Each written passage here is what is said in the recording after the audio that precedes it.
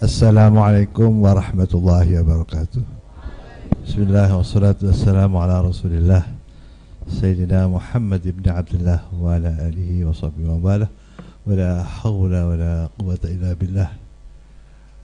Al-Mukarramun, para hadirin, para masyayikh, khususon Gus Bahautin apa Bahautin ya, jadi kan ini kalau jenenge ya sampean.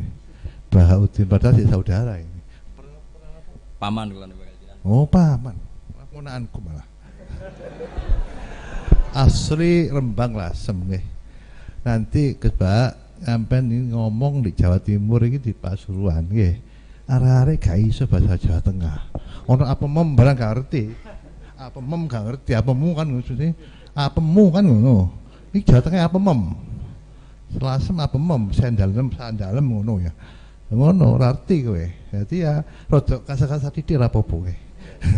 Pokoke sing bahasa Jawa Madura tok iso repot ya. Ora sing bisa bahasa Jawa sing asli Madura asli MA Madura asli akeh kene. Wis Jawa ngalor ngidul jawabnya. Jadi ngoten mawon. Ini perlu sangat saya senang gembira sekali atas undangan dan bisa hadir pada pertemuan ini. Bisa saya itu hal-hal yang berkaitan dengan hal-hal yang beredar di masyarakat. Opo isu milkul yamin, opo ngono piye? Piye iku? Yuhalilu ma haramallah. Yuhalilu ma haramallah. Piye terusane? Iki jaringan sopo? Garingan sopo? Gak paham. Apa jaringan bocah setan-setan mongso gendero-gendero iku sing jaringan-jaringan begini. Perlu penjelasan iki kalau mau diskusi dari aliyah tentang milkul yamin tak bahas kok takono diskusi kok takono ngono. Makanya belum tanya saya tanya dulu nanti dibahas juga milkul yamin barang ngono iku hal-hal sing nyeleneh sing donya nyesek-nyeseki wae nggih. Mau berontak piye kita itu, mau ngamuk piye tidak bisa ya sudah. Ya hindep, tapi saya khawatir nanti ada yang ngamalke. Ada yang ngamalkan ini yang bahaya. Dianggap ono dokter sesat ini piye. Jadi monggo hal-hal yang berkaitan dengan ilmu sosial dan berkaitan dengan keagamaan perlu jelaskan kali santri-santri ini. Mudah-mudahan manfaat. Allahumma amin. Saya juga begitu saja, tidak terlalu banyak bicara, nanti waktunya habis. Assalamualaikum warahmatullahi wabarakatuh. Syukran jazilan wa sana'an jalilan qaddimulah. Dilanjut pada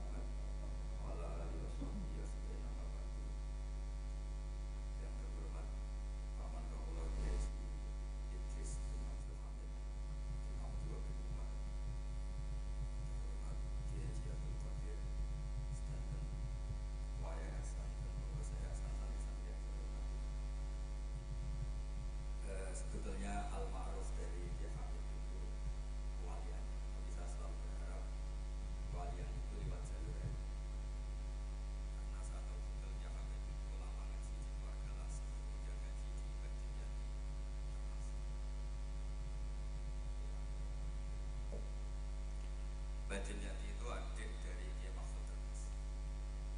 Jadi kira-kira ketemu sanatnya ya misalnya saya, Mbah Maimun, Mbah Karim, Mbah Hashim, Mbah Mahfud. Mbah Mahfud itu juga gurunya Mbah Dimyati. Ini penting saya utarakan sanat karena sebagian kesesatan fatwa itu juga karena nggak punya apa sanat. Soal orderan Mbah Idris Pak Lek Kaulo untuk melawan fatwa tadi Malakat Eman Hukum, saya kayaknya tidak nuruti itu karena fatwa itu jatuh dengan sendirinya. Karena saya yakin nggak ada yang mendengar ya. Nak dilawan corong Jawa mariku mau luhur gitu. Karena pasti sudah jatuh dengan sendirinya. Karena kata Rasulullah SAW itu al halalu bayyinun wal haramu bayyinun. Jadi semuanya itu sudah jelas. Manusia itu diwatakkan untuk mencintai fitrah salimah.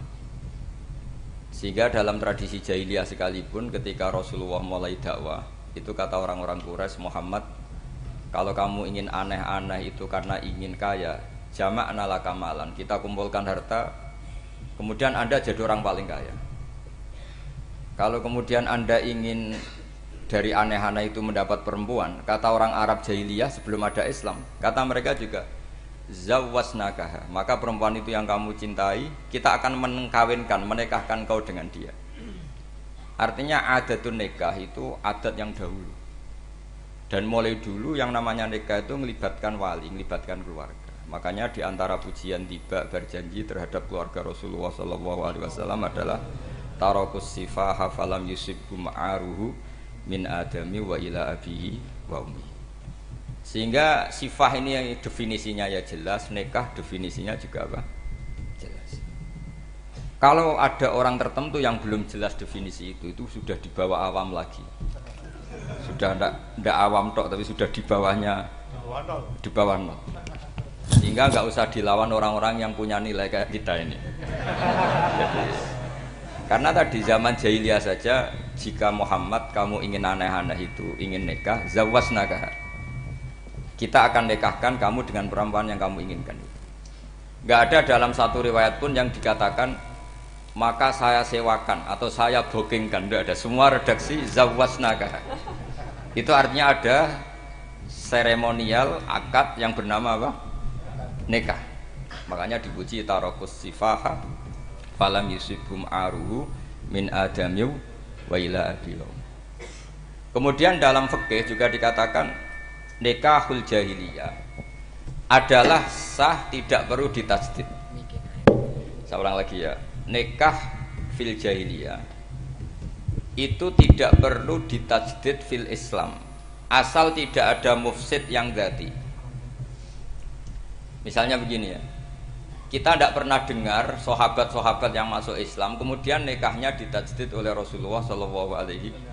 Itu menunjukkan peradaban nikah ini ma'ruf.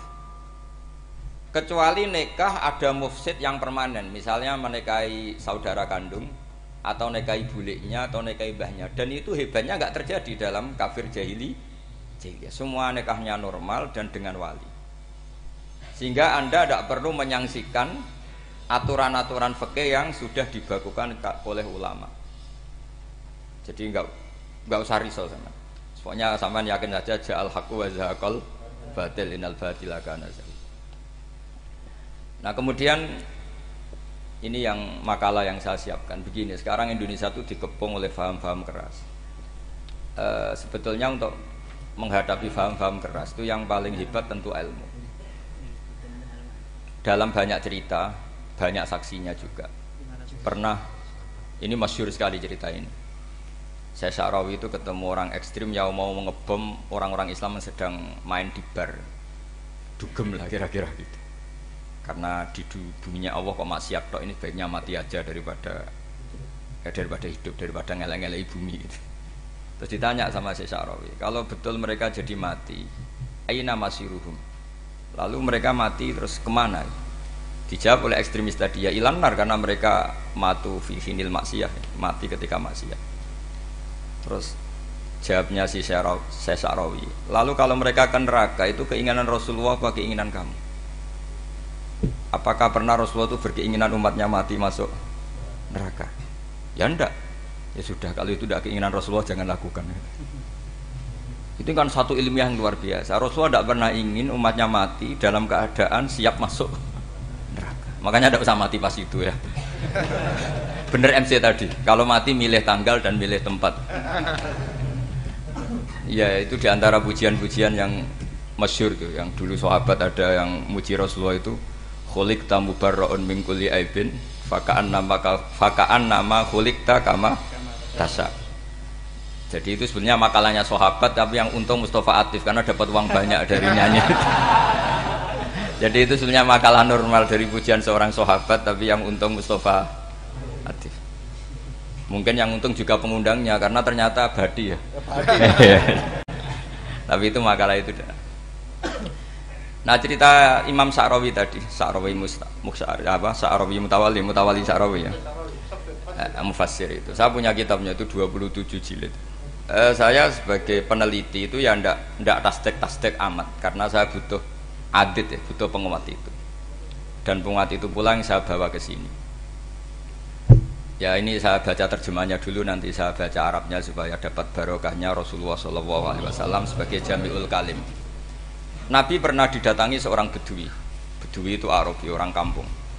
Minta sama Nabi, karena Nabi itu udah orang kaya, tentu kira-kira saya bayangkan ya dikasih 50.000 atau 10.000. Si Arabi ini tidak terima, dan tidak terima ngomong di depan umum. Ketika Rasulullah tanya, apa saya sudah baik sama kamu? Kata si Arabi tadi, tidak, karena kamu kikir hanya ngasih saya segini. Sahabat hampir marah saja karena Nabi tersinggung gitu. Tapi Nabi lalu mengajak orang itu ke dalam rumah. Kira-kira kalau Indonesia mungkin ditambah 200.000 atau 300.000. Kemudian, apa ini cukup? Ya cukup. Kamu sudah puas? Ya puas. Fajazakallahu min ahlin wa asyiratin. Dipuji-puji Nabi. Kemudian kata Rasulullah, ayo kita keluar. Keluar nemuin khalayak begini. Khalayak rame tadi. Kamu tadi mengkritik saya, menghujat saya di depan umum. Maka kamu sekarang harus memuji saya di depan umum supaya clear. Akhirnya mau dia. Oke, kita mau. Akhirnya muji-muji bahwa Muhammad orang baik, dermawan gini. Setelah itu dia pulang.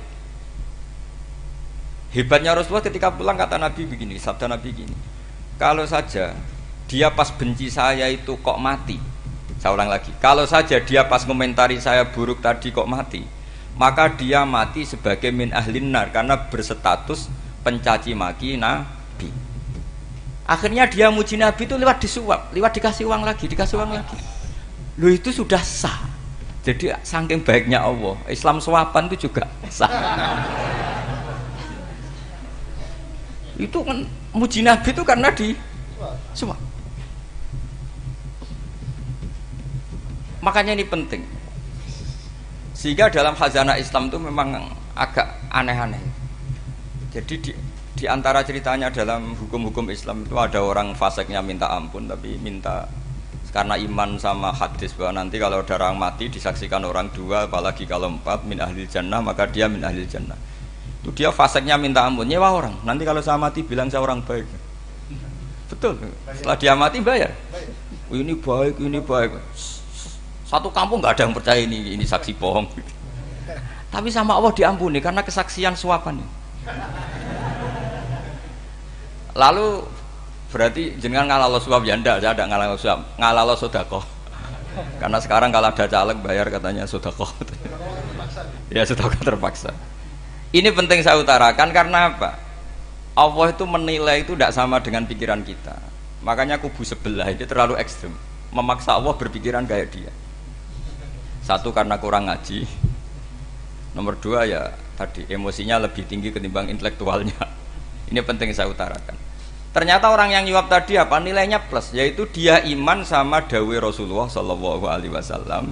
Kalau yang namanya saksi itu penting. Cuma dia mendapat cara itu lewat suap. Tapi kan iman. Iman kalau dawai Nabi itu benar, kalau ada saksinya pasti min ahlil jannah. Terus dia nyari saksi harus dibayar. Sekarang sama iya 1 jutaan. Sekarang saya tanya di KPPS atau di mana-mana saksi pemilu itu dibayar enggak? Dibayar sah apa enggak? Sah. Jadi kadang kebenaran itu harus dibayar. Ini penting saya utarakan karena ada orang perempuan cantik dirayu, digaji supaya main di niklab, dibayar jadi orang maksiat. Lalu mungkin ada ustadz gaji dia, bayar dia supaya mondok. Gak tahu terusannya apa, terus diwayah apa enggak tahu saya. Pertanyaannya ketika kamu bayar kemudian jadi santri, itu kamu dosa nyuap apa dosa sedekah membiayai proses kebenaran? Sedekah. Tapi kalau yang bayar untuk jadi pegawai niklab maka membiayai kemaksiatan. Maka pembiayaan ini penting secara fikih, arahnya kemana? Ke hak apa ke batil? Sehingga di Fathul Mu'in diterangkan misalnya ada orang layak jadi pemimpin dan kemudian rivalnya itu orang yang menyesatkan atau calon perusak bangsa, ya maka calon pemimpin yang soleh itu wajib berkompetisi meskipun bibadlil mal. Karena kalau yang memimpin orang fasik, kampung ini rusak. Kalau yang mimpin orang soleh kalau nggak bayar juga nggak jadi, maka wajib bayar. Lah yang soleh bayar ini berstatus sedekah, tapi yang batil ini berstatus suap. Kenapa demikian? Karena yang namanya riswah atau ada yang baca ruswah adalah pembayaran untuk mengehakkan barang batil dan membatilkan barang hak. Sementara pembiayaan orang soleh adalah untuk memperkuat hak. Nah orang tuh nggak tahu, yang ngajinya ndak hatam-hatam tuh taunya pokoknya ar-rosi wal murtasi benar. Tapi nggak pernah mikir lalu definisi riswah atau ruswah itu apa. Ini bukan provokasi supaya semua calon bupati gubernur nyuap, ndak, hanya nyuruh mereka sodako saja. Jadi kalau nggak jadi, tapi sodako betul ya, kalau nggak jadi ya tetap ikhlas, ngomong dari awal memang sodako. Lah soal gremeng ya bawaan manusia gitu ya. Ya nggak apa-apa, namanya tetap gremeng. Ini penting saya utarakan, makanya menurut saya itu bangga dengan Pak Hamid karena sepupu mbah saya itu karena alimnya. Meskipun banyak orang mensifati beliau wali dan memang wali betul, tapi saya tetap menstatuskan beliau orang alim yang dari kelaziman alim itu beliau wali. Jangan dibalik, wali dulu baru alim. Karena dalam beliau orang Lasem dan kaidah di Lasem itu fakullu alimin waliyullah walaysa kullu waliyillah aliman. Jadi kalau kaidah di daerah Jawa Tengah itu semua orang alim pasti wali, tapi kalau wali tidak mesti alim. Sehingga kalau menstatuskan alim itu keren, kalau di Jawa Tengah status alim itu keren. Dan soal keramat yang kaitannya dengan Mbah Mun itu masyhur itu dulu ketika Mbah Hamid santai-santai sama Pak D. Taifur sama keluarga lah. Beliau mau istirahat, kemudian yang datang Kiai Maimun, Mbah Mun zaman itu masih dipanggil Gus. Sopo pur, ada Pak Taifur di situ. Kata Pak D. Taifur, saya kalau manggil Pak D itu Gus Mun. Dan itu Mbah Hamid ngendikan rajulun alimun waliyullah. Itu orang lelaki yang alim yang waliyullah. Jadi beliau muji Mbah Mun juga alimun dulu, rajulun alimun wali. Ini penting saya utarakan karena kesanatan keilmuan beliau jelas dari beberapa keluarga di Lasem. Karena di daerah Fakhriyah itu yang tempat lahirnya Pak Hamid juga lahirnya mbah saya. Itu mbah-mbahnya sudah orang alim, termasuk Kiai Sidik Jember itu juga lahirnya di kawasan pondoknya Pak Hamid Fakhriyah. Kemudian Kiai Sidik punya anak yang namanya Ahmad Sidik yang jadi apa? Rois Am yang sekarang ada Gus Wirjon macam-macam, itu semuanya juga keluarga Lasem. Nah saya cerita keluarga ini penting bukan karena tafakhur atau tabai, bukan, karena Allah itu membuat satu tradisi besar memang lewat dzurriyyah. Sehingga Allah ngendikan misalnya ulaikal ladzina an'ama Allahu 'alaihim minan nabiyyin min dzurriyyati Adam wa mimman hamalna ma'anuh wa min dzurriyyati Ibrahim wa Israila wa mimman hadaina wastabaina. Karena tanpa dzurriyyah itu enggak ada tradisi, enggak ada kultur. Misalnya saya menjadi hafal Quran, dulu bapak saya itu tiap zaman Pak Hamid masih sugeng, yang semaan di sini itu pasti bapak saya, namanya Kiai Haji Nur Salim. Kadang diajak baca Quran di kamarnya Kiai Hamid. Karena kalau bapak saya itu mantu ponaan sama Pak Hamid. Itu dulu bapak saya memotivasi saya supaya hafal Quran itu gini, hak kowe kudu hafal Quran.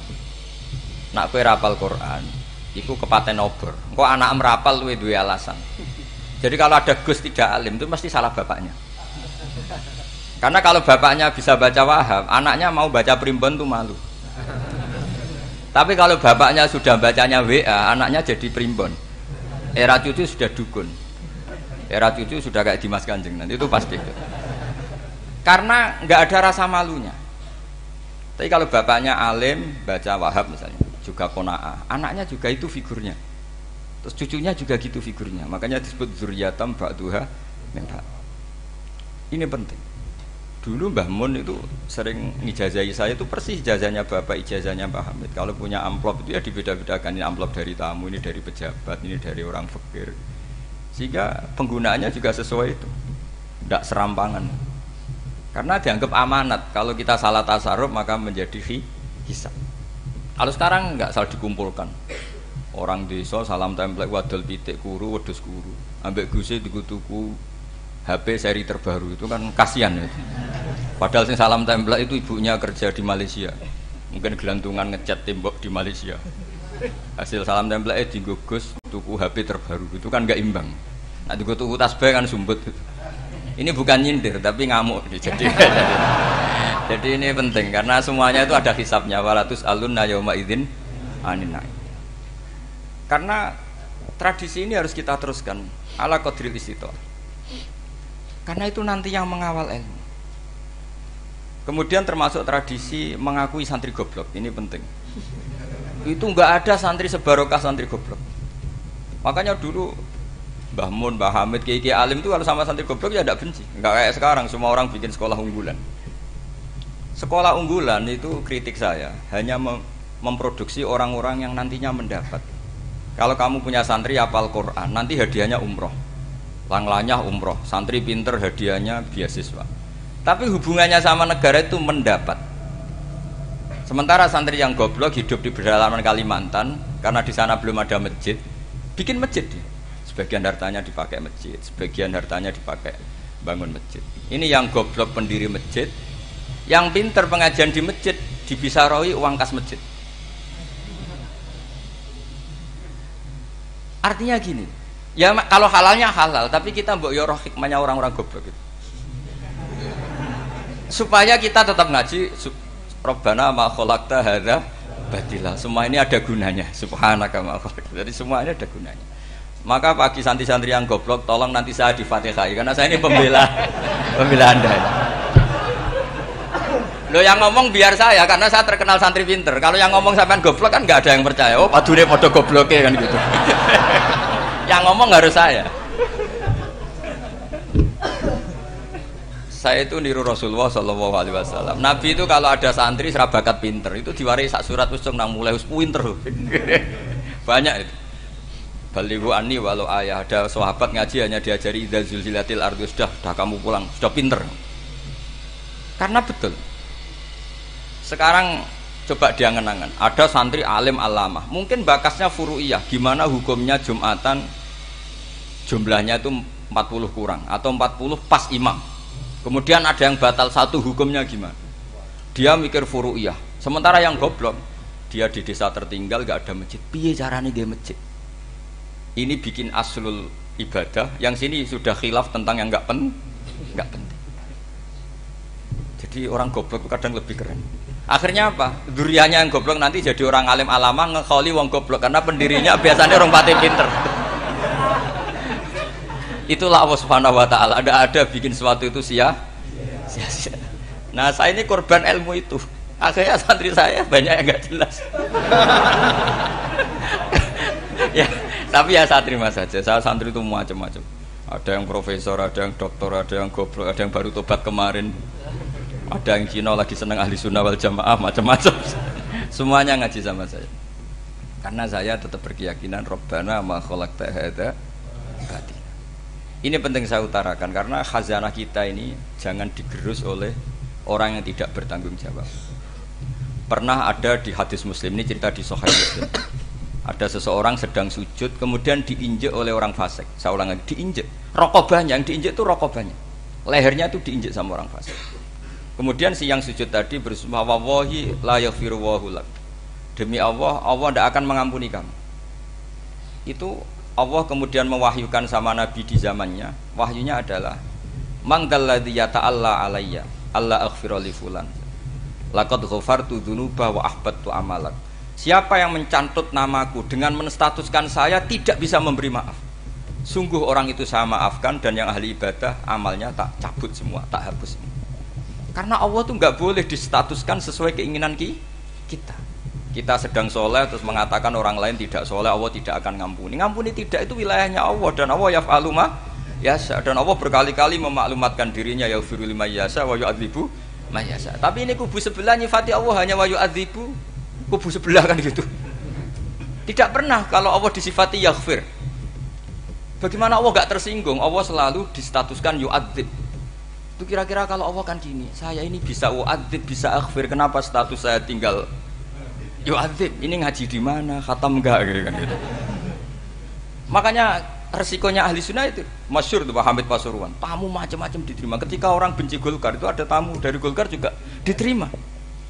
Ketika orang nggak mau diberi hadiah oleh orang Golkar, Pak Hamid ya diterima. Bilang ke bapak, mengaku lomo wae nur, duit engko ana gunane dhewe. Sing marai rawan hisab itu kan kamu dapat uang nggak jelas kemudian kamu pakai pribadi. Kalau orang-orang soleh kan nggak pernah dipakai, kan aman saja. Loh, dihisab apanya? Wong hanya peralon. Kalau istilahnya Mbah Hamid itu peralon. datang diberikan orang lagi, datang diberikan. Kalau kena kamu kan hisab. Terus kamu nyate makan wareg glegeken. Nah, itu uangnya nggak jelas dipakai nyate glegeken, ya mesti hisab. Kalau nggak jelas ya disedekahkan. Kalau ingin bebas apa? Hisab. Tapi kalau sering sedekah biasanya nggak bebas dari miskin. Tapi kalau kamu wali kan tetap kayak Pak Hamid itu masyhur bisa kok. Tapi kan nggak jadi miskin. Kamu nggak terkenal sakok tapi miskin. Ini nggak wali. Ini penting. Jadi kebanyakan orang ekstrim karena mensifati Allah Ta'ala itu hanya dengan status yu'adzib, tidak dengan status yaghfir. Dan itu mereka harus ngaji lagi. Kurang apanya Rasulullah SAW? Nabi sebagai manusia benci sekali sama pembunuh Hamzah karena qatilu ahabbin nasi ila Rasulillah, yaitu sama Wahsy. Siapa yang nggak tahu Wahsy? Qatala ahabban nasi ila Rasulillah, itu qatala Hamzah. Dan ketika Nabi nyuwun sewu maksud no Wahsy, Allah malah nurunkan ayat laisa laka minal amri syai'un aw yatuba alaihim. Ada pilihannya aw yatuba alaihim. Apa yang terjadi? Justru Allah mentobati Wahsy. Memaafkan Wahsy, mentobati Wahsy. Ada sahabat yang dipuji Nabi hamamatul masjid, akhirnya su'ul khotimah. Kita tahu ceritanya siapa? Sa'labah. Makanya kata Mbah Mun sering cerita ke saya, banyak orang darani saya itu tidak jelas, kata Mbah Mun, karena saya sama siapa saja baik, sehingga banyak yang nuduh saya itu tidak jelas. Kata beliau, ulama paling jelas ya saya ini kan, karena masih orisinil, kata beliau. Tapi pakai bahasa Jawa, karena tadi Mbak Idris bilang ada yang MA ya, Madura asli tadi, makanya saya terpaksa bahasa Indonesia tadi. Kata Mbah Mun, ulama paling jelas ya saya, karena saya menyikapi siapa saja baik, karena di hati saya hanya membaca laisa laka minal amri syai'un aw yatuba alaihim aw yu'adziba. Kenapa kamu vonis si buruk? Bisa saja nanti baik. Yang sedang baik bisa saja nanti bu. Kalau nasib seseorang nggak jelas, kenapa kamu sikapnya jelas? Nah, ini orang-orang nggak ngaji itu memaksa orang lain jelas. Ini kubu sebelah pasti salah, ini pasti benar. Wong manusia kok dipasti-pastikan gimana? Kita ini tidak nabi. Kalau nabi maksum pasti benar. Kalau sampean? Maksum bisa. Apa? Maksum bisa. Jadi ketidakjelasan para ulama ini berdasar konstitusi tadi, bahwa itu wilayahnya Allah Subhanahu wa Ta'ala. Ini penting saya utarakan. Jadi penting sekali. Jadi orang yang sedang fasik sekarang bisa saja nanti tobat. Yang sedang sekarang soleh bisa saja nanti masalah. Sehingga Rasulullah tetap mengajarkan ya muqallibal qulub tsabbit qalbi ala din. Jadi kalau ngaji itu khatam. Khatam itu begini misalnya ya. Saya pernah ngaji Ihya, belajar Ihya khatam. Bahkan saya punya takrirannya berdasar kitab Ithaf, sarahnya Ihya. Kalau ingin tahu sanadnya sarah Ihya, ya misalnya Gus Idris ini, Idris ngaji Mbah Hamid Pasuruan, ngaji Mbah Dimyati. Mbah Dimyati ini ngaji sama kakaknya Kiai Mahfud Termas. Kiai Mahfud ngaji sama abahnya Kiai Abdullah. Kiai Abdullah ngaji sama abahnya Kiai Abdul Manan. Kiai Abdul Manan ini mulazim terhadap Sayyid Murtado Az-Zabidi. Jadi kalau santri Salafiyah ini ya kira-kira tokoh Sabiah. Karena Mbak Idris Sadisa ya kira-kira sampean itu dari pengarang Ithaf itu baru tokoh berapa? Sabiah, masih keren. Turun pitu. Masih kaya lah. Lah kamu kok miskin? Turun ke 8 katanya kan. Jadi nanti kalau masih keren. Itu sampean ngaji kitab kalau khatam, saya ulang lagi kalau khatam. Itu memang ada bab-bab di mana ulama itu harus tegas, harus tafriq bainal haqqi wa bainal batil. Oke, itu bagus. Mana yang hak, mana yang batil kita bedakan. Di bab itu bagus. Tapi kalau nanti kamu ngaji bab tawadhu, lihat di Bidayatul Hidayah atau di semua kitab tasawuf, bab tawadhu itu kalau melihat kamu orang kafir, kamu melihat orang apa? Kafir. Ini aso ma'akufri, ini maksiat wajar dia kafir. Saya ini muslim kok maksiat. Fadam bi akbah, maka dosa saya lebih buruk. Melihat orang tua, mesti hada aksaru ibadatan, ini lebih tua, mesti ibadahnya lebih banyak. Nanti kalau melihat anak kecil, hada asgharu minni sinnan, pasti maksiatnya banyak saya. Sehingga terus evaluasi gitu, sehingga nggak pernah takabur. Misalnya di sini, saya ini kan gayanya keren, duduk di atas sampean di bawah. Gayanya tok, hakikatnya sampean lebih sombong karena memerintahkan saya. Jadi panitianya itu, makanya saya merasa tawadhu saja meskipun berdiri, karena hakikat saya ini makmur, diperintah. Panitia ini, penyelenggara ini amir, pemerintah. Kira-kira sombong mana? Itu sekali saya tidak memaafkan finnar itu.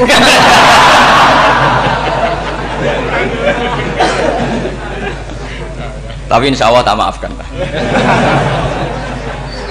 Iya masih insya Allah. Jadi ini penting. Jadi mbok ya orang-orang yang ekstrim tuh mikir keinginan Rasulullah SAW itu umatnya meninggal dalam keadaan baik. Makanya benar tadi, notulen tadi, kalau doa, kalau ingin mandi itu memang harus ada jadabnya. Tapi yang asli loh ya, jangan gaya-gayanan.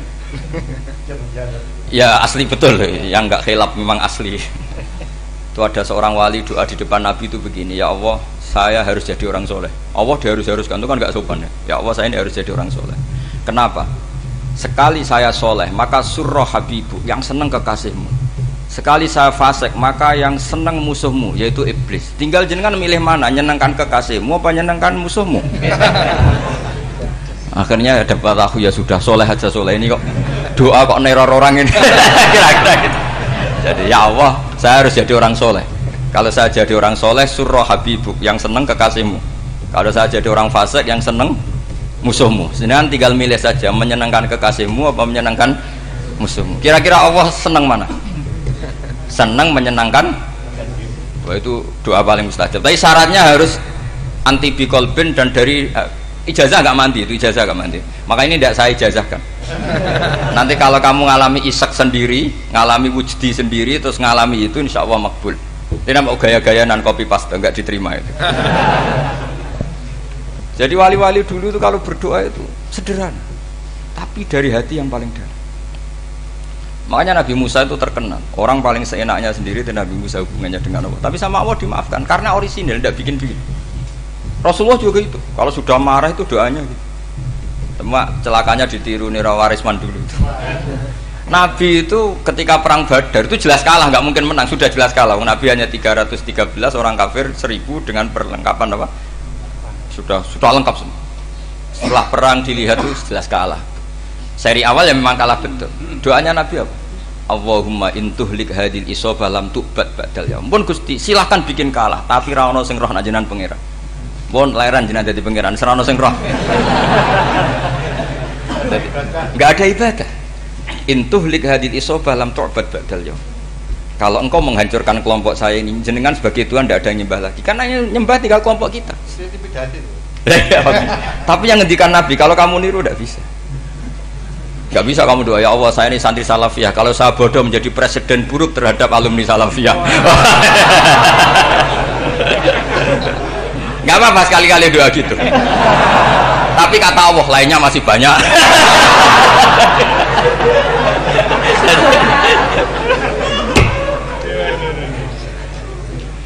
Tapi itu syaratnya tadi harus ada al-wujdi wasima. Jadi makanya Imam Ghazali punya kitab al-wujdi wasima. Karena ada masrob, ada syarab. Jadi wali ngikuti para nabi itu ada masrob, ada syarab. Sehingga perasaannya itu beda. Saya punya sekian contoh. Makanya tadi saya bilang di sini yang cerita nanti tak baca Arabnya ya, tabarruk dengan jamil apa kalim. Jadi Nabi menyontohkan gini ya. Hubungannya Nabi dengan umatnya itu kata Rasulullah ibarat orang punya unta atau sapi yang susah, yang sarodat itu berat. Kalau bahasa sini apa beda? Yang larat ya Pak? Melayu. Terus orang-orang lain ingin membantu, kubu sebelah ingin bantu, tapi ketika mereka ingin bantu malah unta ini tambah lari karena asing. Semua selain pemiliknya ini kan bagi unta itu asing. Jadi mau dibantu ditangkap tambah lari karena ini orang asing semua. Ngajinya agak jelas, asalnya agak jelas, tapi mau ikut umat Islam ini asing semua. Akhirnya kata Nabi yang punya unta itu tadi datang, kemudian ngambil rumput, terus unta itu dipanggil, kemudian unta itu ngikuti. Kata Nabi, ibarat saya seperti itu. Kalau saya yang memimpin Islam, saya yang merawat umat saya, maka umat akan mudallalah, akan nurut. Tapi kalau yang rumat kalian, malah Islam menjadi kacau. Kenapa menjadi kacau? Karena tadi nyifati Allah saja salah. Orang Islam baik dihukumi kafir hanya karena tahlilan, hanya karena manakiban dihukumi kafir. Sekarang inginnya Nabi orang menjadi muslim apa kafir? Inginnya Nabi orang menjadi muslim apa kafir? Muslim. Lalu gara-gara melakukan perilaku tertentu dihukumi kafir. Iya, ziarah wali songo musyrik, nyekel patok musyrik. Katanya minta sama mayit. Padahal saya andekan jadi mayit itu diziarahi sampean nggak seneng.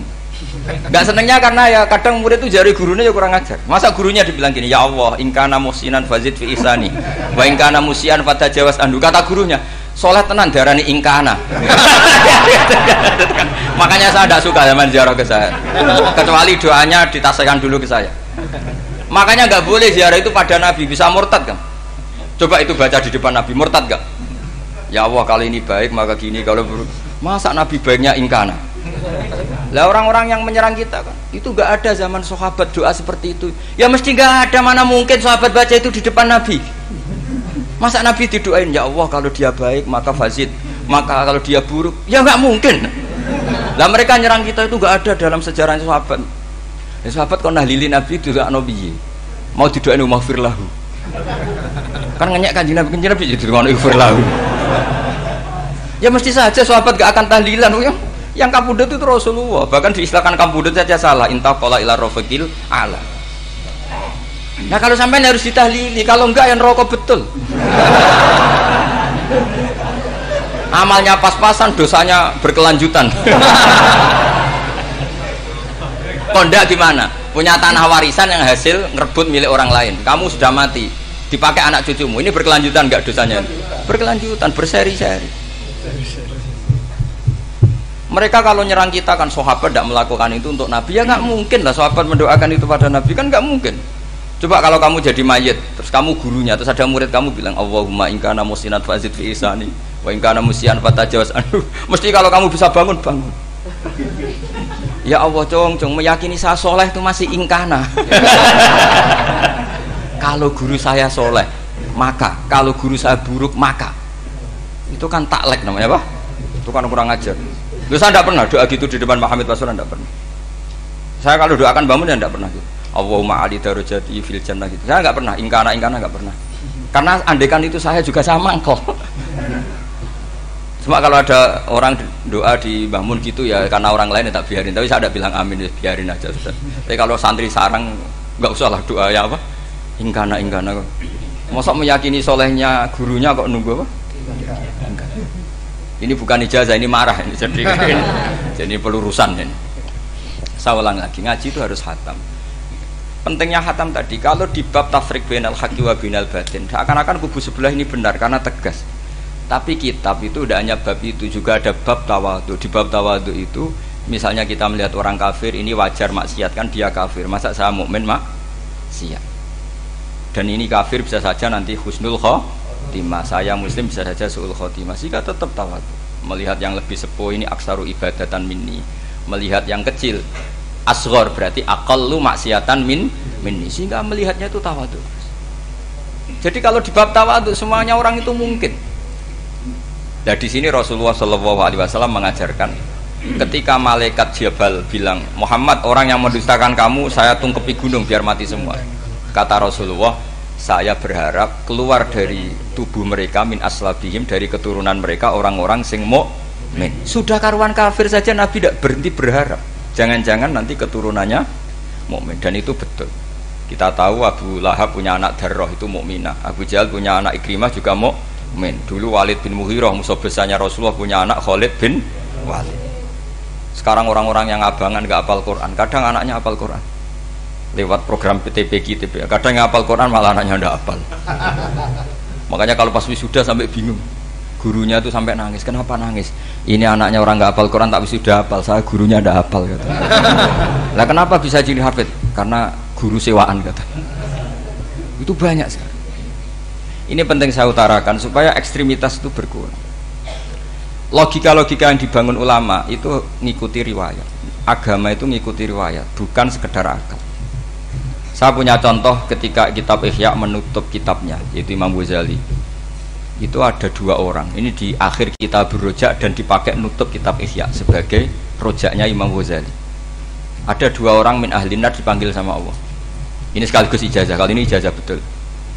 Yang dipanggil ke surga itu masih muqayyad dan biangkalil jahim, masih muqayyad, masih dibelenggu sama atribut neraka. Terus sama Allah ditanya, piye jong kabarin rokok? Wah syarra makanan, Gusti mun rokok jenengan takokno, sekarang ra enak jen. Terus kata Allah, Ya sudah, kamu kembali ke sana karena kamu memang orang fasik. Itu lari, semangat mau ke neraka. Ini ijazah. Semangat disuruh kembali ke neraka itu semangat lari.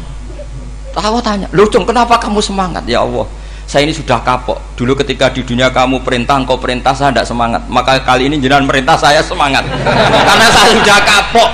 Setiap engkau perintah, saya ada lari semangat ke neraka. Nah, barokahnya semangat masuk neraka ini, kata Allah, ya sudah kamu di surga saja. Maka ijazah, nanti kalau ada pengumuman silahkan masuk neraka, kamu harus lari sekencang-kencang. Karena itu perintah Allah apa? Yang ketika kita di dunia kalau diperintah males-malesan. Kalau kamu diperintah sholat subuh jamaah kan males-malesan. Dan itu menjadi kita masuk neraka. Sebagai kafarah itu ya Allah, karena ini perintah engkau, saya tidak males-malesan lagi. Wis ngebalikin rokok, lari semangat. Allah akhirnya haru, dimaafkan. Panggil lagi, sudah di surga saja. Barokahnya semangat masuk neraka. Nah ini ijazah ini.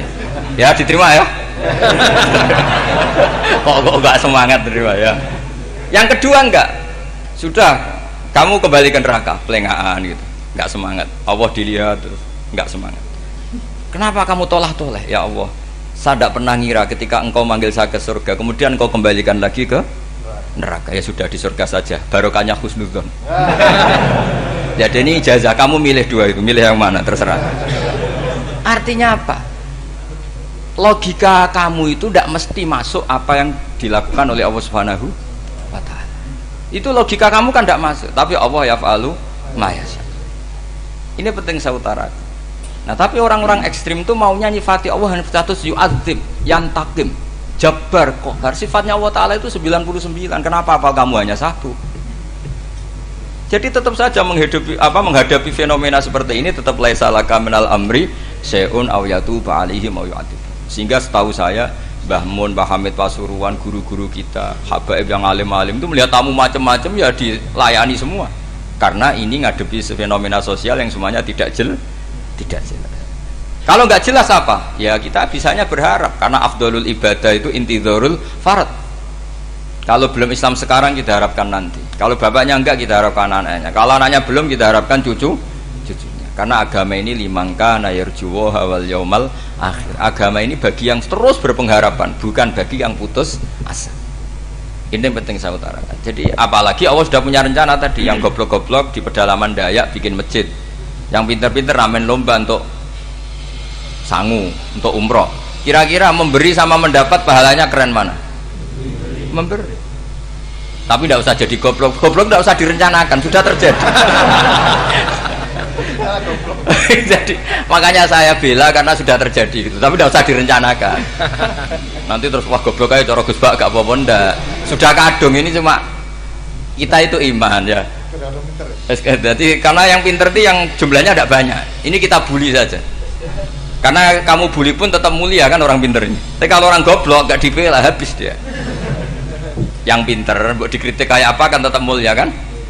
Lah yang muji sudah banyak, saya ngeritik saja lah. Ini tidak akan jatuh. Tapi yang goblok ini kan nggak ada yang bela. Saya sebagai umatnya Rasulullah, pecinta umat Rasulullah tak bela, tenang saja.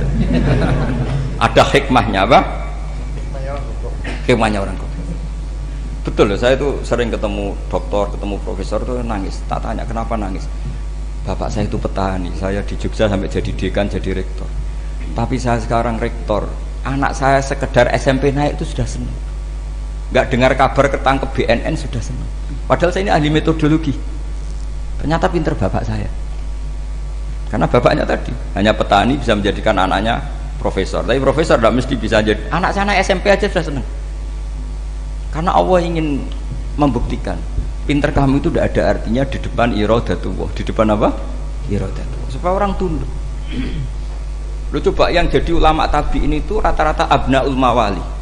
Anaknya budak yang dimerdekakan. Karena Allah seperti itu. Ada yang tokoh yang tadi dzurriyatam ba'duha min ba'd, itu harus kita jaga. Saya termasuk orang yang ditakdir punya mbah-mbah alim, itu juga harus dijaga. Yang enggak alim peluangnya masih banyak. Banyak sebanyak-banyaknya. Asal tadi lewat jalur sregep, dan kalau bodoh ngaji saya nanti. Tak ajari Rabbana ma khalaqta hadza napa? Karena ayatnya gitu, min dzurriyyati Adam wa mimman hamalna ma'anu wa min dzurriyyati Ibrahim wa Israil. Terus terakhir ditutup wa mimman hadaina wajtabaina. Itu umum. Tidak jalur nasab. Siapa saja yang hadaina wajtabaina. Ini penting saya utarakan. Jadi ini sebagai penutup tak baca teks Arabnya supaya kita dapat barokah jami'ul kalim. Karena sebarokah-barokahnya bahasa Jawa atau bahasa Indonesia masih barokah bahasa Arab. Cuma kalau tidak saya terjemah dulu, nanti saya baca ini kamu amin, amin dikira doa aja sih. Makanya ini diterangkan dulu, biar gak korban apa? Diamini. Karena saya ini pernah Jumatan di satu kampung, imamnya itu sepuh. Imamnya sepuh, khutbah itu gak selesai-selesai karena dia gak bisa menyelesaikan sesuai teks di bukunya itu. Yang belakang mantul terus amin, amin. Akhirnya Pak Khotib ngadeg lagi, cungkur doa, cungkur.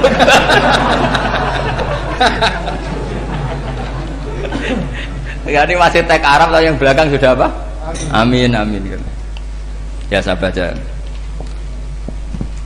Ini disimak. Bismillahirrahmanirrahim. Wa ruwiya anna a'rabiyan ja'ahu yatlubu min husai'an fa'atahu. Tsumma qala ahsantu ilaika. Dikasih sesuatu ya tadi saya contohkan misalnya dikasih hanya 10.000. Qala al-a'rabiyyu la wala ajmalta. Kamu ya belum berbuat baik. Fa ghadibal muslimun wa qamu ilaihi. Orang-orang Islam marah besar karena Nabi dikomentari la ajmalta, kamu tidak orang baik. Fa asyara ilaihim an kuffu. Kata Nabi, jangan kamu pukulin. Kalau di Madura sudah tuntas tuh kena celurit itu kalau. Sumakoma kalau di MA tadi ya, di Madura asli tadi ya. Sudah tuntas. Sumakoma wa dakhala manzilahu. Setelah itu terus arsala ilahi sallallahu alaihi wasallam wa zadahu syai'an. Kemudian Nabi menyuruh dia, ayo masuk rumah terus ditambahi. Faqala ahsantu ilaika qala na'am fajazakallahu min ahlin wa asyiratin khairan. Setelah ditambah banyak sama Nabi, saya sudah baik sama kamu. Wah, baik kalau sekarang baik. Itu mengatakan baik karena ditambah uang loh. Bukan karena dari nuraninya, karena ditambah uang, ditambah duit. Amplopane ditambahin. Faqala lahu nabiyyu sallallahu alaihi wasallam, innaka qulta ma qulta wa fi nafsi ashabi min dzalika syai'un. Fa in ahbabta faqul baina aydihim ma qultu baik. Ma qulta baina yadayya hatta yadhaba ma fi sadrihim alaika. Kamu tadi ngomong dan menjadikan sahabat saya tersinggung. Coba sekarang klarifikasi supaya mereka clear apa? Itu menunjukkan klarifikasi itu termasuk wataknya Rasulullah Shallallahu Alaihi Wasallam. Tadi kamu menyinggung saya di depan umum, maka sekarang kamu muji saya juga harus di depan umum supaya clear, supaya mereka tidak punya perasaan macam-macam. Sudah akhirnya qala na'am falamma kana al-ghadu awil asyu ja'a faqala sallallahu alaihi wasallam inna hadzal arabiyya qala ma qala fazidnahu fazama'nahu radiya kadzalik qala na'am fajazakallahu min ahlin wa asyiratin khairan. Terus faqala Nabi sallallahu alaihi wasallam, ini penting ya bagi semua dai, bagi semua ustaz. Masali wa masalu hada masalu rajulin lahu naqatun syaradat alaihi fattaba'an nasu wa fa'atba'an nasu falam yaziduha illa nufuran. Fanadahum sahibuha khallu baini wa baina naqati fa inni arfaku biha minkum. Jadi namanya unta, sapi atau kuda itu lebih terbiasa sama pemiliknya sama orang lain. Sama pemiliknya. Kalau orang lain ikut mantu ketika berat malah tambahlah lari. Sama kiai sama umat itu, kalau kiai kan punya syafaqah sama umat, maka inginnya umatnya dimaafkan. Tapi kalau kubu sebelah inginnya mengkafirkan, mendosakan, membid'ahkan. Itu bisa diharap nggak umat mau kembali, malah lari. Makanya saya pernah ngalami ini serius. Ada orang tukang ngafir-ngafir nawang NU gitu. Di majlis, satu majlis dengan saya. Singkat cerita semua NU pinter. Waya jamaah duhur itu waya sholat. Ayo jamaah, aku gak sholat. Kenapa? Kafir sholat bar. Gak wajib mengkafir sholat. Tidak usah kafir, sholat saja. Mereka itu kan omongannya ta'arud, mengkafirkan kita tapi mewajibkan kita sholat. Sholat wajib gak bagi orang kafir? Gak wajib. Berani nggak mereka mengatakan yang dikafirkan tidak perlu sholat karena sudah kafir? Berani nggak kira-kira? Nggak berani. Jadi omongan mereka itu paradoks semua. Karena memang nggak pernah ngaji. Nggak pernah apa? Nggak pernah ngaji. Ngajinya betul-betul. Nggak pernah khatam tadi. Ya jadi kata Rasulullah, fa inni arfaku biha minkum wa a'lamu. Fatawajjahala baina yadayha fa akhudalaha minkum mil ardi faradda hatta ja'at wastanakhat wa shadda 'aliya rahlaha wastawa 'aliya wa inni law taraktukum kaqaulihi. Terus ya sudah seperti itu. Farada hatta jatan terwasyad alaihi rohala wastawa alaihi wa inni la taraktukum saat terus itu walhasil itu terusannya hadis itu kalau saya membiarkan dia dengan keyakinannya tadi mengkritik saya dan dia mati maka dakholan. Jadi intinya gini, seneng Nabi dibayar itu sah. Seneng Nabi dibayar itu sah. Seneng Nabi dibayar itu sah. Jadi ya kalau ada maulid terus kiainya ngasih makan-makan terus menjadi seneng Nabi karena ada Bukharinya itu juga sah. Ono zaitune sah. Terus kiainya seneng karena untuk amplop juga sah. Jadi ini sudah ini sama-sama sah. Karena untuk kebaikan selalu sah. Makanya mungkin di sini ya habis kalau ngajian di sini mesti ada sarapannya pertama. Iya. Kopi dan sarapan ngaji pagi. Jadi orang datang ingin sarapan tidak apa-apa. Tidak apa-apa sah itu. Sah. Sayyid Muhammad juga gitu kalau ada orang ngaji dikasih uang juga sah.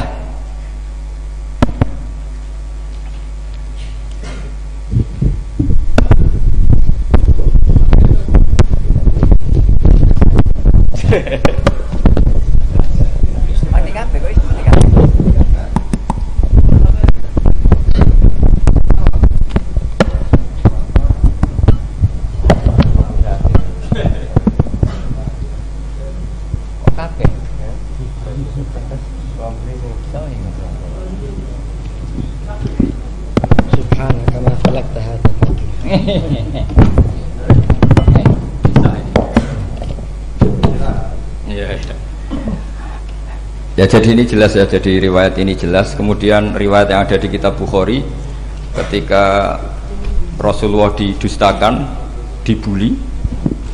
Ini wa ana mahmum ala wajhi falam astafiq illa wa ana biqarni sa'alib yang di bawah garis itu ada yang di Bukhari.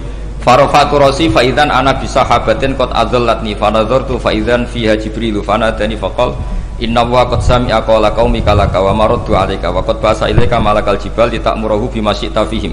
Fanadani malakul jibal fasallama alayhi tsumma qala ya Muhammad faqala dzalik bima syi'ta in syi'ta an udbika alim al-akhsaban faqala Nabi sallallahu alaihi wasallam bal arju ayyukhrijawahu min aslabihim may ya'budu wa wahdah la yusyriku bihi syai'an. Jadi Nabi menghadapi yang sedang kafir saja enggak putus asa. Bisa saja mereka nanti melahirkan anak-anak yang Islam. Jadi kalau ada kiai menghina orang kafir itu jangan melihat kiai kok kancanan wong kafir. Yang benar itu kiai yang penuh harapan. Sehingga sama orang kafir saja berharap. Tapi sekarang enggak. Kiai kancanan wong kafir, kiai kok kancanan wong fasik.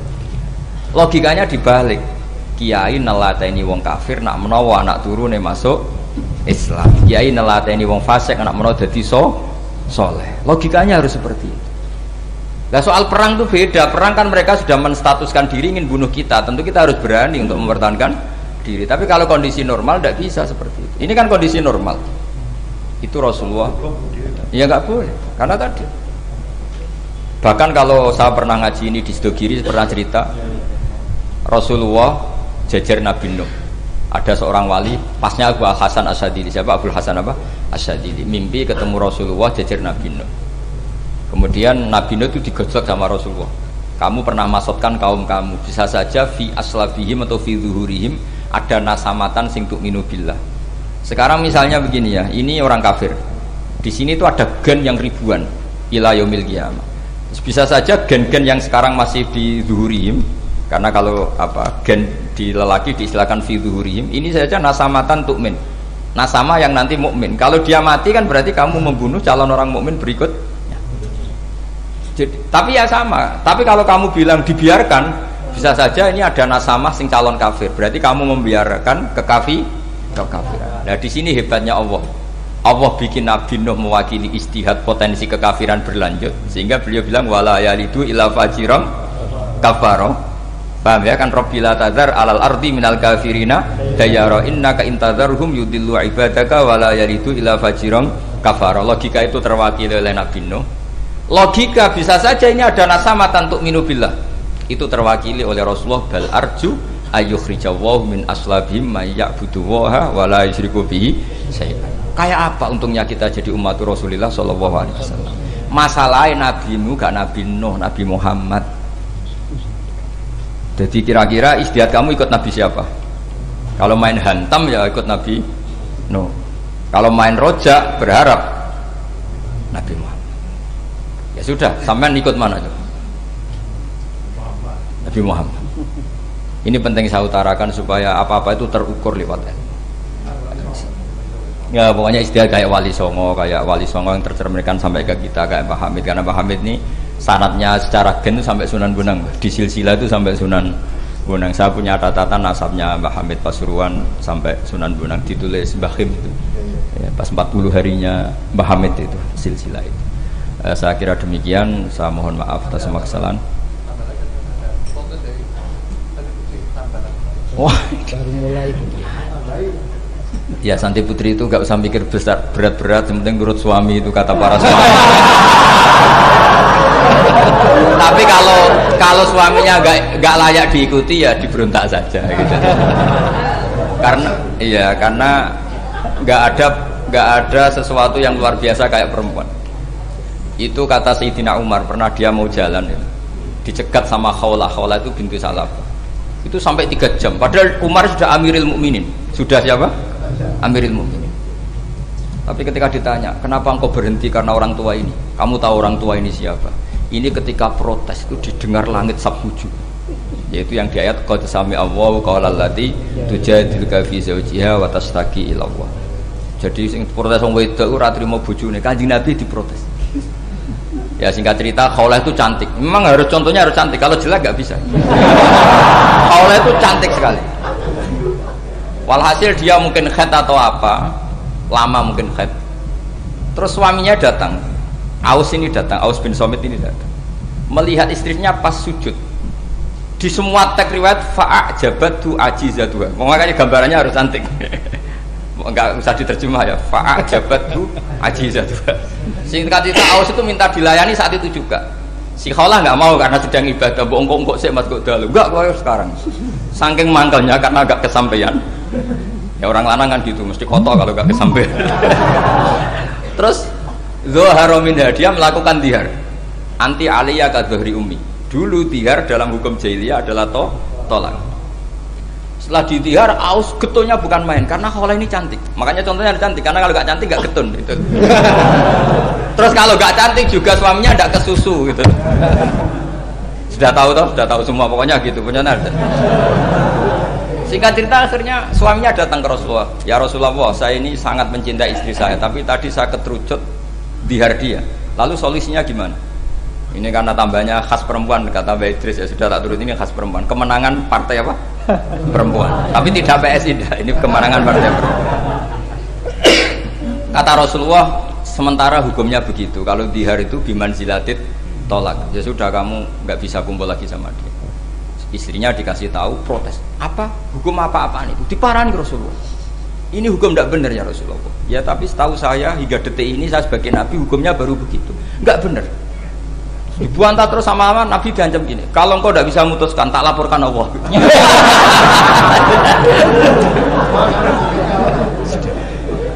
Akhirnya ini pulang sujud sholat lapor sama Allah. Dan ketika lapor sama Allah, ya Allah ini tidak fair. Lapornya tuh jorok sekali. Qad nasartu lahu batni akala sababi wa nasartu lahu batni akala sababi. Muda saya sudah dihabiskan sama suami saya. Wa nasartu lahu batni, tidak usah diterjemah. Tapi ketika saya sudah tidak muda, sekarang saya mau diceraikan lewat apa? Dia. Terus wa innali auladan, saya ini punya anak banyak. Indomam tuhum ilayya jauh. Kalau saya rawat pasti mereka kelaparan. Karena saya miskin, saya seorang perempuan. Tapi wa indomam tuhum ilaihi do'u.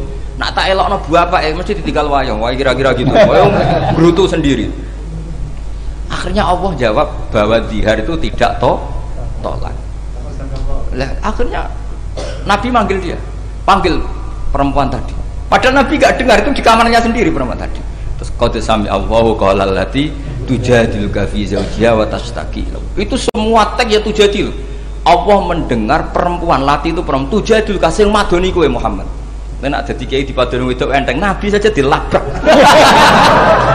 Wes musuh perempuan tuh repot. Nabi dilabrak. Sampai jadi surat Mujadilah. Makanya saya kalau baca Mujadilah dan baca Mujadalah, ini kaitannya dengan tasrif. Jadalah yujadilu mujadalah. Dan karena sekali nggak bisa tasrif, nggak sah jadi mufassir. Ya, jadi kalau kafaro ya kafiru ya takfiron. Iya iya.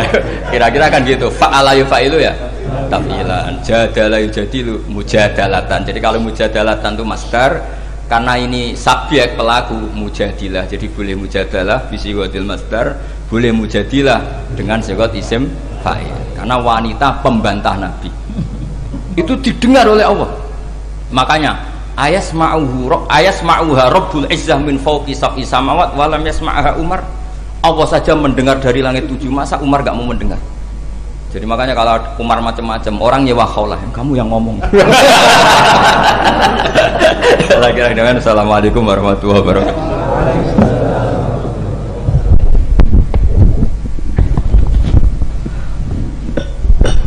Luar biasa nih.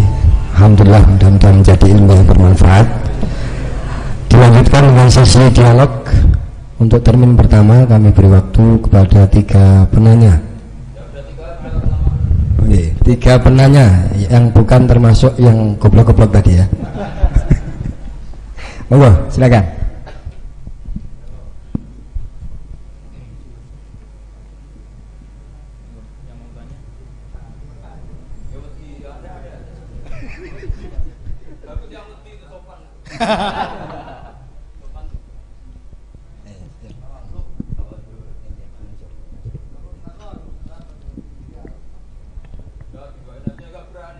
Monggo maju yang hendak bertanya, monggo. Silakan. Ada?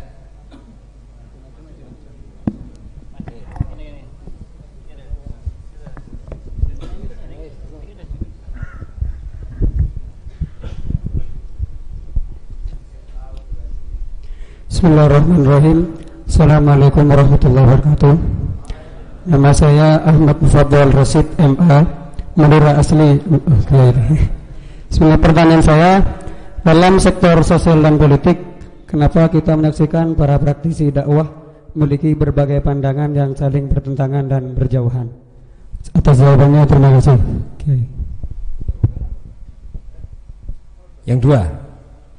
Yang kedua monggo.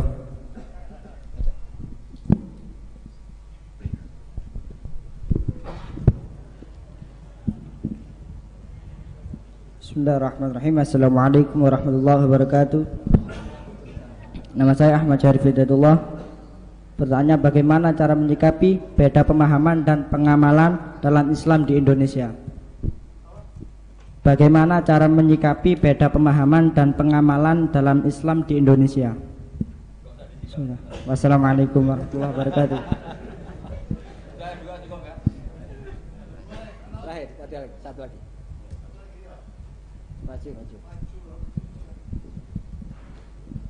Assalamualaikum warahmatullahi wabarakatuh. Nama saya Syafril. Berdasarkan dari beberapa serapan dari media sosial, beberapa kubu saling mengutarakan kebenarannya masing-masing. Pertanyaan saya, kebenaran itu dinamis atau statis? Matur suwun. Enggak. Kan setelah jawab terus selesai, jadi langsung menang. Seperti yang saya utarakan berkali-kali, ngaji itu memang harus khatam. Sebetulnya itu gampang sekali. Tadi pertanyaan pertama gimana? Perbedaan itu. Kenapa dalam dakwah banyak pertentangan? Tidak, perbedaan saya bacanya. Kamu baca pertentangan, saya baca perbedaan. Jadi dalam fiqh dakwah itu kan ada fiqhul ahkam, fiqh dakwah. Sebetulnya itu gampang sekali kalau kita insaf. Berteman orang fasik hukumnya gimana? Hukumnya ya haram, diajak ke bar, nyari lonte, nyari WTS, ya haram. Tapi kalau dibalik, dakwai orang fasik hukumnya gimana? Ya baik. Bisa dakwah kalau berteman. Tapi bertemannya kemana? Ya jangan pas ke sana.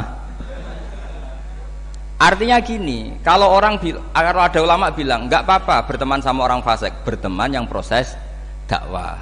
Haram berkawan orang fasik pas acara di bar. Itu bukan pertentangan, perbedaan. Saya berkali-kali bilang di pondok mana saja, karena tag itu mudawwan dan musalsal. Di kitab Khilyatul Auliya, itu kitab kesayangan Imam Ghazali. Beliau sampai alim gitu, termasuk barokahnya kitab Khilyatul Auliya wa Tabaqatul Asfiya, karangannya Abu Nu'aim Al-Asfihani. Itu yang meriwayatkan itu diantaranya siapa? Meriwayatkan dawuhnya Sufyan bin Uyainah, gurunya Imam Syafi'i. Itu beliau cerita, Nabi Yahya tanya, kampung sini orang baik itu siapa saja? Kalau Nabi Isa tanya, kampung sini yang paling fasik siapa? Akhirnya Nabi Yahya tanya ke Isa, kenapa kamu selalu tanya orang fasik di mana? Saya ini Nabi, biman zilati tabib. Nabi itu adalah dokter. Udawil mardo, di mana-mana dokter nyari yang sakit. Sehingga khazanah kita di kiai-kiai pesantren NU banyak kiai yang kereng, tegas nggih monggo. Ada kiai yang ngancani wong fasik-fasik nggih monggo. Yang repot nggak ngancani, memang bagian dari fasik. Yang keliru itu yang itu gitu. Yang bagian itu. Kalau ngancani berapa ya orang preman yang ditobatkan para kiai-kiai yang jalur tadi banyak. Jadi ini harus dilihat. Makanya itu ada fiqhud dakwah. Ketika Rasulullah menstigmasi orang munafik itu orang yang buruk, semua riwayat mengatakan Nabi tetap berbuat baik sama mereka. Ketika ditanya, kenapa engkau selalu baik sama Abdullah bin Ubay bin Salul? Karena kata Nabi, saya menghormati keluarganya. Itu gara-gara Nabi mau datang menyolati Abdullah bin Ubay bin Salul, itu keluarganya menjadi Islam kila itu ribuan. Karena betapa baiknya Rasulullah sing jenenge Muhammad, orang seburuk itu masih beliau datang. Nah ketika beliau datang, ini konteksnya apa coba? Konteksnya kan farqu bainal haqqi wa bainal batil, jelas enggak beliau datang di rumahnya orang fasik. Kompaknya adalah konteksnya ya ta'allafuhum, supaya mereka merasanya nyaman. Nah yang merasa nyaman ini nanti jalurnya fiqhud dakwah.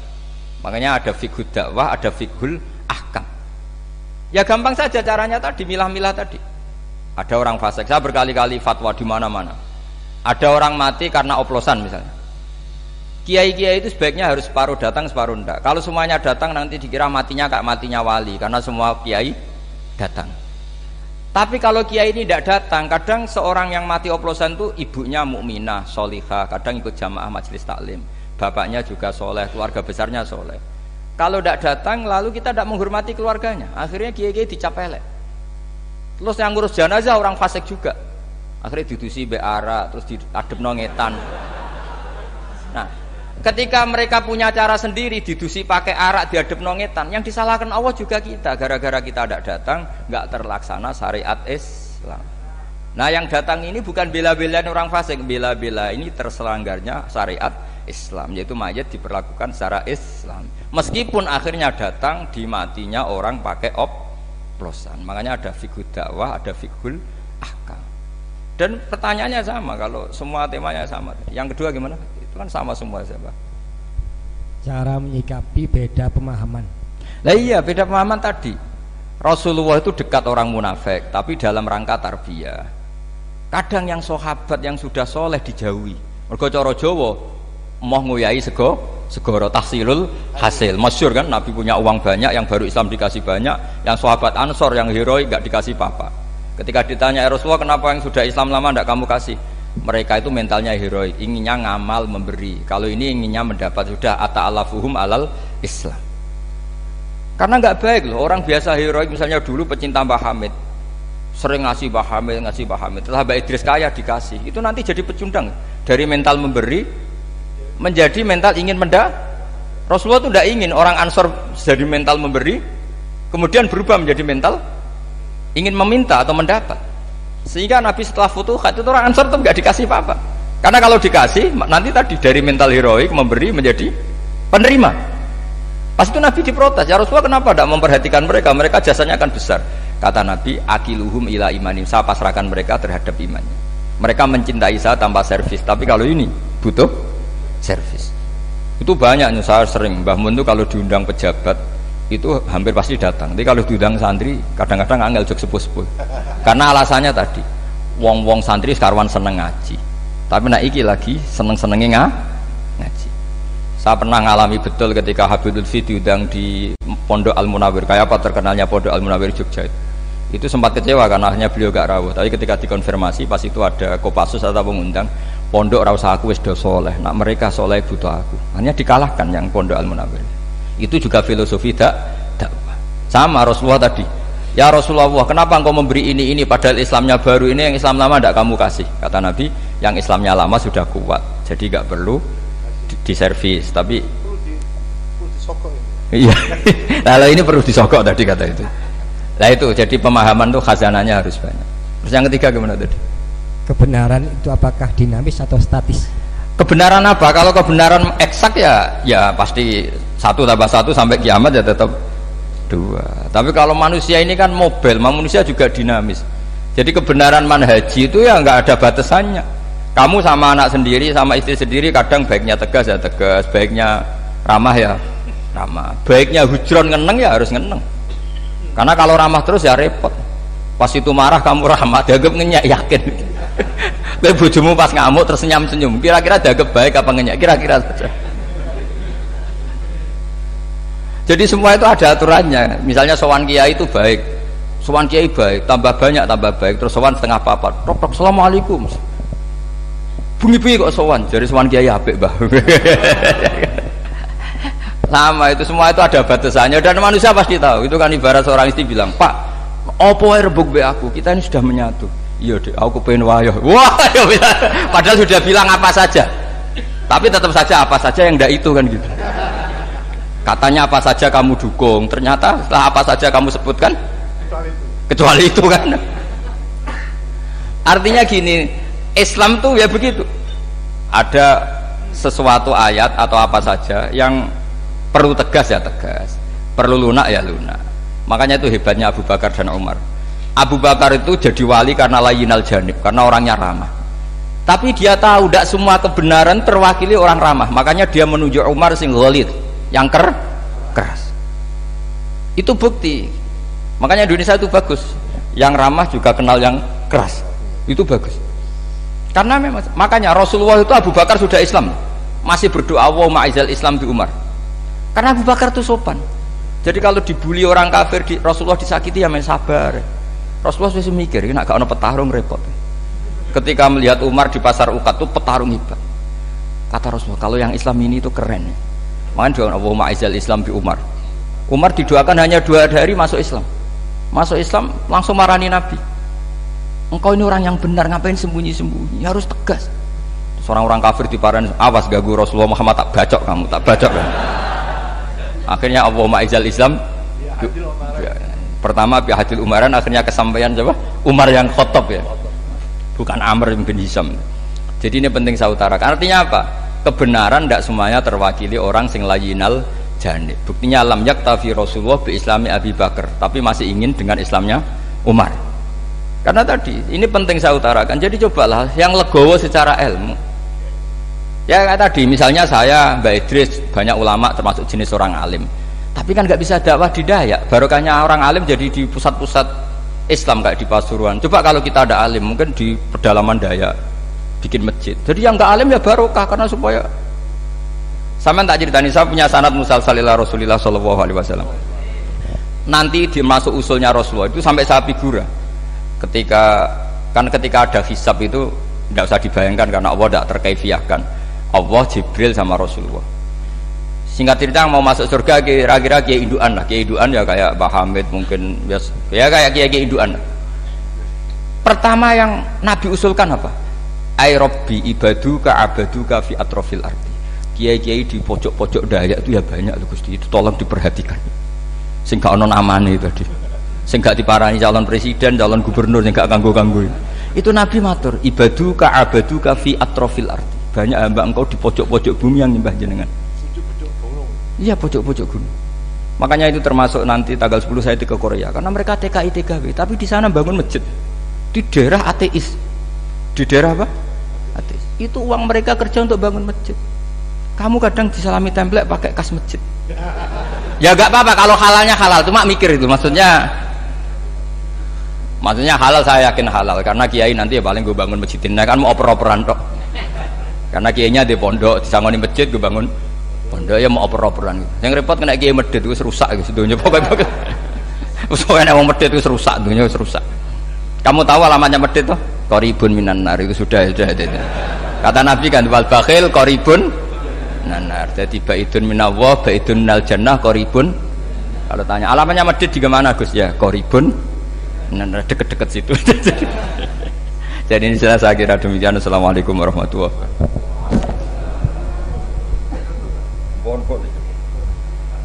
Alhamdulillah.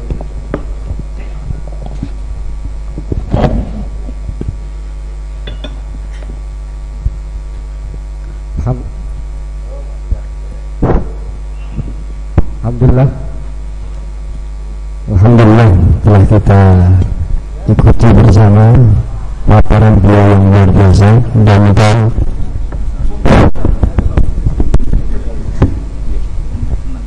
Alhamdulillah telah kita ikuti bersama paparan dan ilmu beliau yang luar biasa. Mudah-mudahan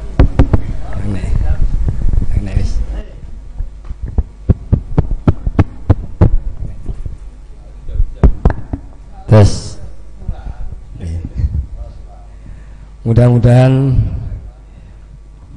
kita keluar dari majelis ini mendapatkan berkah dari ilmu yang beliau sampaikan dan kita terbebaskan dari status goblok-goblok banget. Terima kasih. Sebagai penutup seharusnya ada kesimpulan, tapi saking banyaknya ya yang beliau sampaikan sampai bingung mau menyimpulkan apa. Insya Allah nanti kesimpulannya di akun YouTube ya. Bisa dilihat ataupun bisa di subscribe di akun YouTube beliau. Sebagai penutup dimohon kepada beliau Al-Mukarram Romaki Haji Idris Hamid untuk memimpin doa dan nanti akan ada penyerahan cindera mata karya dari santri Salafiyah khusus spesial untuk Gus Baha sebagai fans beratnya beliau ini. Mari beliau dari kami. Assalamualaikum warahmatullahi wabarakatuh. Waalaikumsalam. Bismillahirrahmanirrahim. Alhamdulillahirabbil alamin. Allahumma shalli ala sayyidina Muhammad wa ala sayyidina Muhammad. Allahumma sallim ala tibbil qulub bi dawaiha wa afiyat badan wa shifaiha wa nuril absar wa diaiha wa ala alihi wa sahbihi ajma'in. اللهم ارزقنا فهم النبيين وحفظ المرسلين وإلهام الملائكة المقربين برحمتك يا أرحم الراحمين. اللهم إنا نسألك علما نافعا وعملا متقبلا ورزقا واسعا حلالا طيبا وصلى الله على سيدنا محمد وسلم. سبحان ربك رب العزة عما يصفون وسلام على المرسلين والحمد لله بسر الفاتحة.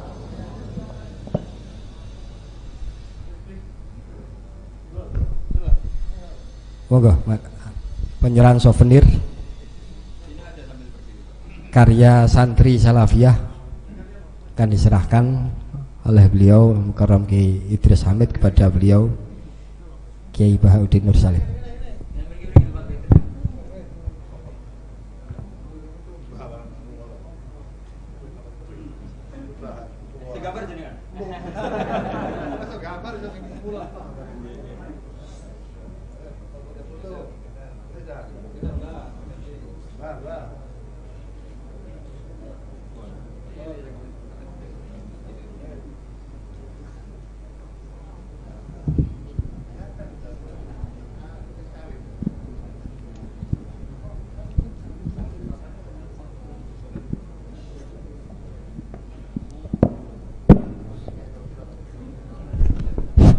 Qasidah sak tunai.